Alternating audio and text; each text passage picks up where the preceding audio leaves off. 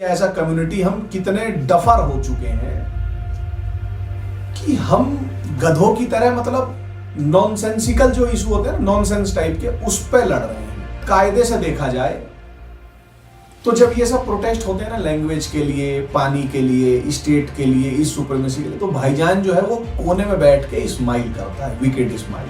क्योंकि भाईजान को पता है कि तुम कन्नड़ के लिए लड़ लो, तुम तमिल के लिए लड़ लो, तुम गुजराती के लिए लड़ लो, तुम बिहारी के लिए लड़ लो, तुम मराठी के लिए लड़ लो। भाईजान को पता है जिस दिन वो गजवा हिंद करेगा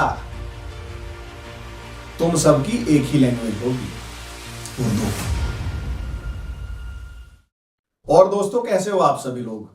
आजकल कर्नाटक जो है बड़ा चर्चा में है। उधर प्रोटेस्ट हो रहे हैं, दुकानों को तोड़ फोड़ रहे हैं, बिल बोर्ड, साइन बोर्ड जिसमें हिंदी इंग्लिश में लिखा है उसे उखाड़ के फेंक दे रहे हैं। कारण इनको कन्नड़ में सब कुछ लिखा हुआ चाहिए। कर्नाटका जो है, अगर कोई मुझसे पूछे कि मेरे जो टॉप 3 सबसे मेरे दिल के करीब वाले राज्य कौन से हैं, तो उसमें ये पहले दूसरे नंबर पे कर्नाटका ही आता है। ऐसा बहुत सारे कम लोगों को पता है। उसके कई कारणों में एक कारण ये है कि डॉक्टर एस.एल. भैरप्पा जी कर्नाटक से आते हैं। उसका एक कारण ये है कि विजयनगर किंगडम कर्नाटक का है। इसका एक कारण ये भी है कि जो हम्पी है, उसके जो रूइंस हैं, उन्हें मैं देखता हूं तो मुझे कुछ अच्छा सा नहीं लगता, मतलब मुझे कुछ अजीब सा होने लगता है। मेरे बहुत सारे कर्नाटका के दोस्त हैं, मुझे कन्नड़ नहीं आती, उनको हिंदी नहीं आती, फिर भी हम लोग टूटी फूटी इंग्लिश में ही बात कर लेते हैं, क्योंकि मुझे भी इंग्लिश नहीं आती और जो मेरे दोस्त हैं उन्हें भी बहुत सारी नहीं आती इंग्लिश। बट फिर भी हम लोग जब भाव से बात करनी होती है तो भाव कन्वे हो जाता है, भाषा मायने नहीं रखती। क्योंकि ऐसा कहते हैं कि language is a medium of expression. भाषा जो है अभिव्यक्त करने का माध्यम है मात्र। और कर्नाटका में ही ये लैंग्वेज को लेकर प्रोटेस्ट हो रहे हैं, चौविनिज्म हो रहा है। ये केवल कर्नाटका अकेला राज्य नहीं है। तमिलनाडु में भी हिंदी इंपोजिशन नहीं चाहिए के प्रोटेस्ट होते रहते हैं। महाराष्ट्र में भी आए दिन ऐसी खबरें आती रहती हैं जहां पे मराठा सुप्रीमेसी चाहिए होती है। आंध्र प्रदेश में भी ये प्रोटेस्ट होते रहते हैं। और भारत के कई सारे राज्यों में ये चीजें आम बात है कि वहां के लोग वहां की लोकल लैंग्वेज को ही चाहते हैं, इनको हिंदी इंपोजिशन नहीं चाहिए, ये नहीं चाहिए। और अब तो इन विचारों को इंग्लिश इंपोजिशन भी नहीं चाहिए। कर्नाटका में ये जो सब कुछ लीड कर रहे हैं, इन भाई साहब का नाम है टी.ए. नारायण गौड़ा। इनकी कांग्रेसी सीएम के साथ फोटो भी आई है। जो कांग्रेस के अभी सीएम है कर्नाटक में, उन्होंने कोई ऐसा बताया भी है कि उनको 60% लैंग्वेज जो है वो कन्नड़ चाहिए, ऐसा कुछ ऑर्डिनेंस वगैरह भी वो सोच रहे हैं। ये वही राज्य कर्नाटक है जहां पे टीपू सुल्तान नाम का एक ज़ॉम्बी हुआ।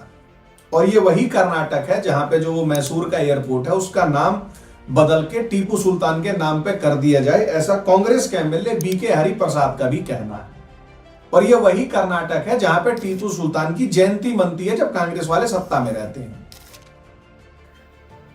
तो मेरे गुरु कहते हैं कि भतीजे, बिके हुए कुत्ते, डॉग्स हर जाति में मिलेंगे, हर राज्य में मिलेंगे, और अब तो हर पॉलिटिकल पार्टी में मिलते हैं। ये मैं ऐसा क्यों कह रहा हूं? क्योंकि जो ये टी.ए. नारायण गौड़ा साहब हैं, इनकी एक बिटिया है, वो यूनाइटेड स्टेट्स में पढ़ती है, यूनाइटेड स्टेट्स ऑफ अमेरिका। अब मैं तो कभी यूएस गया ही नहीं, मेरे पे तो खैर पासपोर्ट भी नहीं है, तो मुझे नहीं पता कि यूएस में जो पढ़ाई है वो कन्नड़ में होती है, क्योंकि वहां तो इंग्लिश में ही होती होगी। अब ये टी.ए. गौड़ा साहब वहां जाके कब बिलबोर्ड, साइन बोर्ड उखाड़ेंगे, ये मुझे समझ में नहीं आ रहा है। खैर, इन कांग्रेसियों का टीपू सुल्तान से बड़ा पुराना याराना है, मतलब एकदम जिस्मानी संबंध टाइप मान लो, ऐसा है। जो इनका बाप है टीपू, जो ये टीपू जयंती मनाने वालों का, जो टीपू जयंती मनाते हैं, जो ये मैसूर एयरपोर्ट का नाम बदल के टीपू के नाम पे रखना चाहते हैं, उस टीपू ने जो कोर्ट लैंग्वेज थी वो कन्नड़ से हटा के पर्सियन कर दी थी। उस टीपू के खिलाफ कोई प्रोटेस्ट नहीं होता, बल्कि एज अ रिवार्ड के रूप में उसके नाम पे एयरपोर्ट बनाना चाहते हैं, रीनेम करना चाहते हैं मैसूर एयरपोर्ट को। टीपू के बारे में डिटेल में जानने के लिए मैंने 4 वीडियो की सीरीज बनाई थी, वो द हिंदू कैफे वाले चैनल पे है। आप लोग Tipu Sultan the Hindu cafe search मारेंगे तो वो आपको मिल जाएगी। मेरी समस्या ये है, चाहे जैसे मुझे ये से मतलब कई बार हंसी भी आती है जब मैं ऐसे प्रोटेस्ट देखता हूं, कि ये मतलब कितने चूतिया हम हिंदू हो गए हैं, या ऐसा कम्युनिटी हम कितने डफर हो चुके हैं कि हम गधों की तरह मतलब नॉनसेंसिकल जो इशू होते हैं ना, नॉनसेंस टाइप के, उस पे लड़ रहे हैं, एक दूसरे का सर फोड़ रहे हैं। क्योंकि अगर कायदे से देखा जाए तो जब ये सब प्रोटेस्ट होते हैं ना, लैंग्वेज के लिए, पानी के लिए, स्टेट के लिए, इस सुप्रीमेसी के लिए, तो भाईजान जो है वो कोने में बैठ के स्माइल करता है, विकेड स्माइल। क्योंकि भाईजान को पता है कि तुम कन्नड़ के लिए लड़ लो, तुम तमिल के लिए लड़ लो, तुम गुजराती के लिए लड़ लो, तुम बिहारी के लिए लड़ लो, तुम मराठी के लिए लड़ लो, तुम बांग्ला के लिए लड़ लो। भाईजान को पता है जिस दिन वो गजवा हिंद करेगा,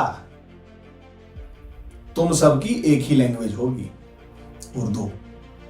टीए गौड़ा, बीके हरिप्रसाद, सिद्धारमैया या और भी XYZ, जितनों को ये इन्फेचुएशन हो गया है ना कि हमारे सामने सबसे बड़ी समस्या ये लैंग्वेज वाली है, और इनके बहकावे में जो ये बिल बोर्ड्स तोड़ रहे हैं, साइन बोर्ड्स तोड़ रहे हैं, तोड़ो, कोई समस्या नहीं है, मैं तो अभी कुछ कर भी नहीं सकता। पर उर्दू की वो क्लासेस होती है ना, अलिफ लेबे पे जो लिपि होती है, वो सीखनी शुरू कर दो, क्योंकि भाईजान जो है साइड में बैठ के मुस्कुरा रहा है। क्योंकि अगर भाईजान बच गया तो ना तुम बचोगे, ना तुम्हारी कन्नड़ बचेगी, ना तुम्हारी तमिल बचेगी, ना तुम्हारी हिंदी बचेगी, ना तुम्हारी इंग्लिश बचेगी। चुनना तुम्हें कि तुम्हें बचाना क्या है। जय श्री राम।